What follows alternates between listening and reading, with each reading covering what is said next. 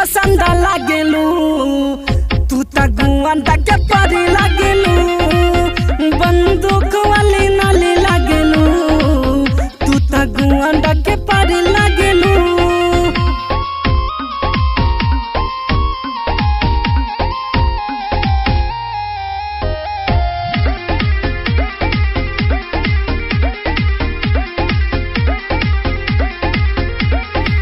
बाटे तरफगंज में तोहरे हो चर्चा, आके रगड़गंज उड़ा देहलू गरदा।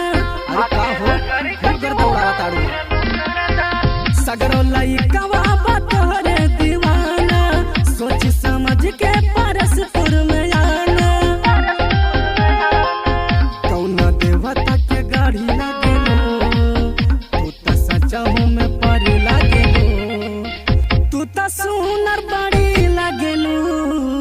गोंडा जिला के परी लागेलू, तू त फुलावा के लाड़ी लागेलू, जिला गुआंडा के परी लागेलू। का हो